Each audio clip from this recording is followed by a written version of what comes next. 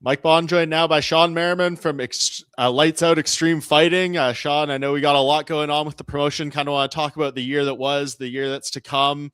When I ask you, I guess, sum up 2025, the highs, the lows, what are some of the immediate things that come to mind for you? It's been great, man, because the growth we've had this past year has been unprecedented, right? And let me tell you, it's tough. And I'm not going to sit up here and sugarcoat shit and say that everything's been great, but we've had so much growth to overcome, some of the things that we need to get better at as an organization. But man, I mean, to finish up the year like we did, you can't have a better year than what we had. Yeah, definitely. I mean, and it's leading to some really good stuff. I mean, is there a moment before we get into 2026 that stands out in 2025, whether it's a fight or something you experienced at an event, whatever means the most? Yeah, man. I looked at over this past year how many guys we had to go to the UFC. Yeah. It's the former athlete in me too, right? Because I still have the same mindset, even though I'm not on the field anymore. But I have the mindset like these guys, and so I know what it's like. Right, I know when you go through the mix, some of these guys are sleeping in cars. Some of them got 2 jobs and still training. Like I appreciate all that, and I'm still seeing make it to the UFC, and then to Dana White Contender Series. Ethan Ewing, who was 4-0 with us, right? To see him go out there and get that big win. Chris Alvidrez, who went to Dana White Contender Series, who had a big win. He messaged me after he got out the cage, was like, "Man, I appreciate it. Thanks for the opportunity."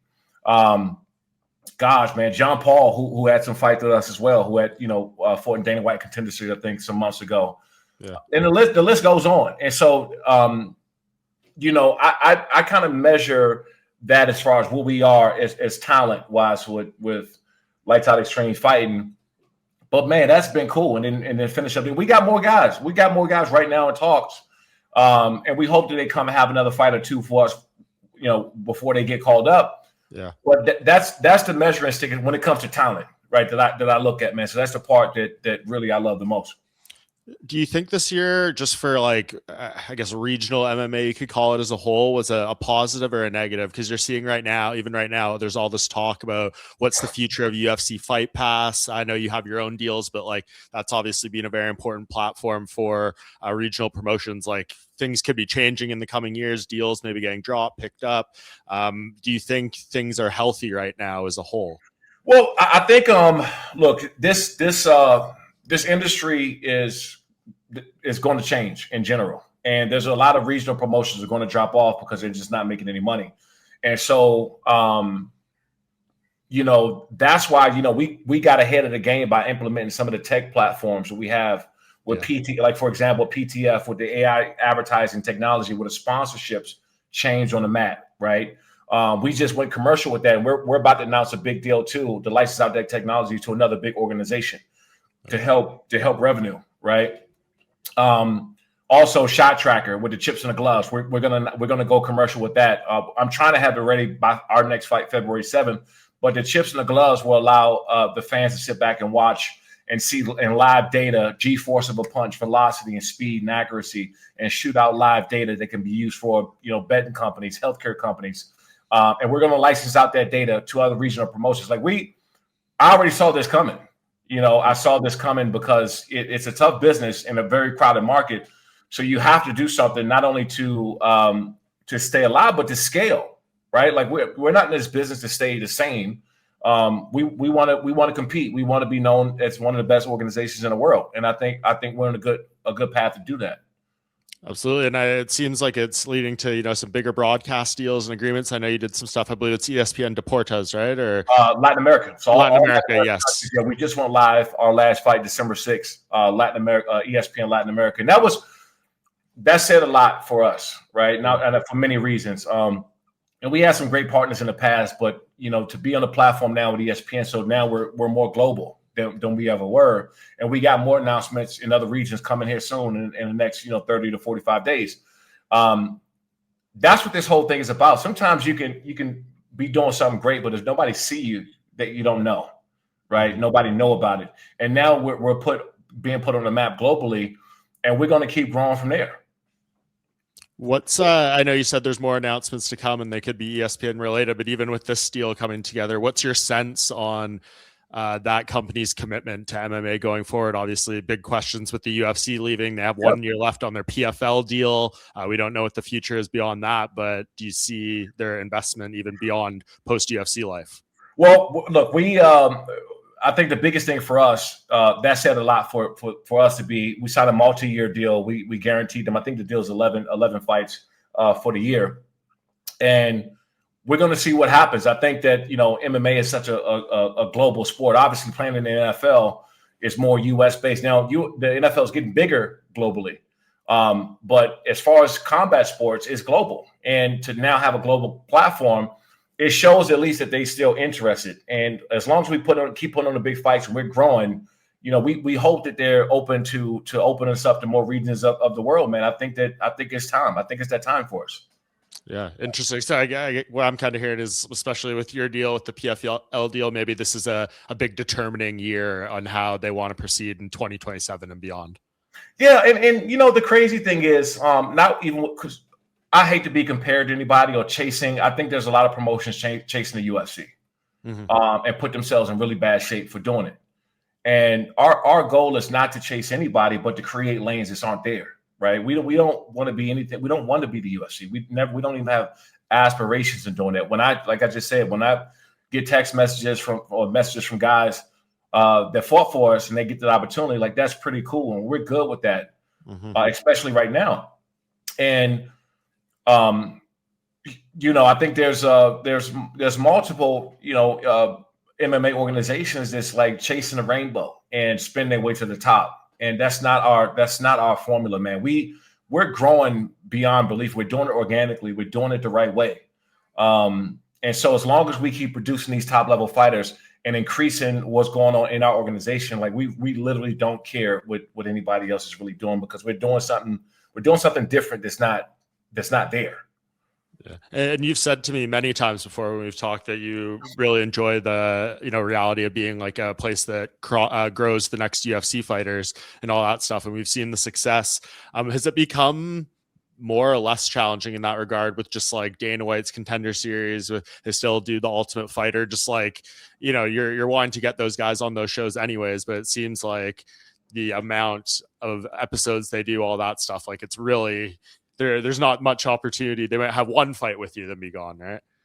Yeah, I mean, we hope to keep them longer, but again, the goal is to produce these guys, get them up to that level. If we can retain them, great. If not, hell, I'll drive them to the apex myself. Yeah, it's like one of those things where I played at the University of Maryland. I didn't want to stay at Maryland. If I got an opportunity to play in the NFL, I'm gonna go. Yeah, and so that's our mindset right now. And but we also feel that we're in a position to grow and have distribution like ESPN and hopefully other regions of the world. We feel like we have the next up and coming guys, and we have to keep being consistent and producing these shows and events, and also go more global. Yeah. Do you see like the fighters are always going to be continuing to be produced, right? More and more people are getting into the sport, but with the amount of guys that they do sign off Dana White's Contender Series and things like that, like Dana has always said the reason they don't do more episodes or like 2 seasons a year is because there's just not the talent pool out there. When you're looking for the guys to find out there, the talent, what are you seeing out there? Is it being a wider group of people, or is the pool smaller? No, it's like... And so it helps when you have a broadcast partner, right, a streaming partner that like ESPN, because now we're fielding in calls from everybody, and we know. Like I knew Ethan. I could have told people a year ago that he was gone. I could have told people that Jean Paul and Chris Arvidrez, and we got a couple more guys. I just saw Melsick got hurt as well. He's not sure. I think he had a shoulder injury. He also came from Out Xtreme Fighting. When I first see these guys, I can be like, okay, he's gone. I can tell you that Tyrell Fortune for us is going to be next. Jake Babian is going to be up pretty soon. So we have a list of like 5 to 10 guys who we know are going to have a real shot. We know that. But also too, man, like it's important to get into these local markets, right? We have great amateurs that's like a fight or two away from turning pro. They start with us amateurs and they turn pro. And I thought that was really cool of ESPN to show some of our amateur fights. We had 4 or 5 amateur fights on ESPN Latin America. Now, I don't know if that's going to change or not, but I thought that was cool because I think amateur sports also is undervalued business. Yeah. What would you define, or what needs to happen to make 2026 a successful year in your mind? It seems like you have the building blocks there. You have the opportunity with this deal, all these things. The fighters, have to go in there and do their thing in the cage. And that's obviously depends on a lot of whether it's an entertaining or successful event or not. But outside of those, I guess, uncontrollable factors and the things that are already in place, what do you need and want to see happen this year? Yeah, well, one, we need a bigger team. Our team is constantly growing. The more, like, you got to be, I always say this, you got to be careful what you wish for, right? Because you wish to grow fast, you're grinding away, your head is down. Next thing you look up, you're in a place that you wanted to be in, and now you're literally forced to grow and keep up. But also, for us, the fights has to be number one. The fighters have to be number one. The production have to be, like, all those things are top priority for us. And then you start looking at other verticals with these tech platforms that we're launching. We got hopefully here a reality series of content of former athletes from other sports that's going to be transitioning into Out Xtreme Fighting. That's also coming down the pipeline here too. And so while the fights, and I feel like I got one of the best teams in the business that is going to continue to grow our what happens in the cage. Does that make sense? To grow what's happening in the cage, and me, I'm always pushing to grow everything, not only inside of it but outside of it. And so that's where our main goal is now, man. It's not really to UFC is always going to be the big dogs, and I mean I know there's people that's coming up or co-leaders or comparing themselves and stuff like they're always going to be the big dogs. But I think this market is definitely ready for another offering for people to do something different. Yeah, absolutely. I think it really needs it. I mean, it's the foundation of this whole sport, right? Like, the guys don't get to the UFC or prepared to be there if there's not these other organizations to fight in. So that's why I was asking you your thoughts, like the health on it, because you always wondered. I know you said earlier, people, they're not doing as much because the money isn't there. Maybe they're not being profitable. I wonder if it was ever really like that, right? It feels like a lot of people who put on these fights and regional events did it for the love of the game more so than looking to make a ton of money out of it. Yeah, because you got, look, I was fortunate to, play in the NFL, come from that and see that being built. It's nothing like walking out to a Sunday night football game. You got cameras and wires and smoke and Monday Night Football where you're the only show in town. I still work very closely with the NFL on a bunch of stuff. So I'm always having ideas for growth, always. And you have to be that way because the fight's just not going to do it by itself. There's a bunch of other good promotions that have great fights, but they're not growing. And I feel like I wouldn't be in this sport or this business if I felt like I couldn't bring something that's going to change what we're like the industry. And that is my number one goal. Like the technology and data and things that we're going to be licensing out, we're not keeping it saying, it's all for us. Like, hey, if we can make money or help you guys make money or whatever we're doing, yeah, we'll explore that if it makes sense. Because again, this sport only grows if the fighters have an opportunity to fight. Exactly. Maybe the next American UFC champion comes out of Out Xtreme Fighting because it's looking grim right now. Yeah. I mean, look, we got it. Tyrell Fortune. I'm telling you. I mean, when he gets his shot, I think he's going to be the next heavyweight. I think right now he's pound for pound, number one heavyweight or number two, something like that. When he gets his shot there, I think he's going to be the next up. Yeah, no, he's done his thing, and he looks like he's trying to get that UFC shot now, right? Yeah, and I hope he goes. I hope he gets his opportunity. Yeah, man, we need heavyweights in the worst of ways. Yeah, because my ass ain't coming back fighting. So yeah, why do you think they're? I mean, everyone always thought like early on the guys who can't make the NFL or whatever reason can't make it to the top of the top. They're gonna go into that because it's an easy resource. I think the main people would be like, well, the pay isn't the same, especially at the entry level. You obviously have to work your way up. Is it as simple as that, or do you think there's more to it? Why these elite American athletes who maybe would be in the NFL or otherwise don't come into MMA? Well, it used to be the money. That's one of the main reasons why I didn't fight when I retired. I remember I had a deal in place with Bellator. I was in active contract talks with Bellator, and just the money wasn't there. And I think that I was probably ahead of my time as far as what I was asking for. But I don't think they've seen the value of having a former linebacker from the NFL who can really throw down the scrap. and put on a show for fans and really get behind it and promote it the right way. Now, if I was to do it, coming multi-Pro Bowl and all pro, and then I can scrap in the cage, they would throw the money in 2 seconds. And what I'm seeing now with a lot of fighters, when I first started training with a lot of the UFC guys in the mid 2000s, these guys would only get in shape and train for a fight.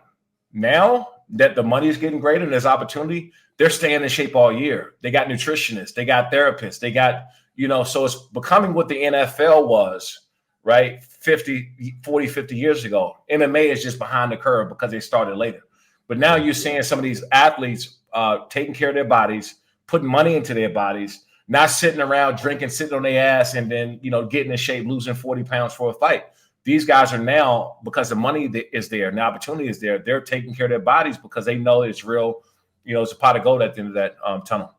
Yeah, it'll be interesting. I think Gable Steveson will be a big testing point to see what he can do and, all his resources and those things. So curious to see how that pans out next year. Yeah, big time. He's one of the ones too, I think, a lot of people don't know the path, believe it or not, right? Whether they're getting into the right fight camps or they got managers or they don't know the pathway to get there. And I think that with Gable, he's going to open the doors for a lot. And it's other wrestlers, right, that's making their way into the sport, that have made their way into the sport, starting back with Randy Couture days, right? But what's going to happen is we've seen Gable's process. We've seen it as a progress. We've seen it. Mm-hmm. Him getting better, sharper with it. He's always a top-notch wrestler, but he's getting sharp with his hands. And the guy, a wrestler that got hands now that's explosive, he can be a real big problem for you. And he always can revert back to his wrestling if that doesn't, pan out, right? But the process, his growth is going to show. And we got some guys we're going to announce with Out Xtreme Fighting, former athletes that played 3-4 years in the NFL, don't get another shot, and saying, you know what, screw it. I want to get in this sport and go make some money. Yeah, I think it'd be awesome if we get more of that. And as you said, you lay it out perfectly. It's only growing here. So, Shawne, before I let you go, I guess for anyone who maybe sees this interview, hasn't given Lights Out a chance yet, and maybe they have more access to it in 2026. I know you said show February 7th. Tell us a little bit more about that and anything else you think is pertinent for the fans to know going into 2026 for you. Yeah, we'll be in Long Beach, California, February 7th. We'll be live on ESPN Latin America. Hopefully we can announce more parts and more regions of the world.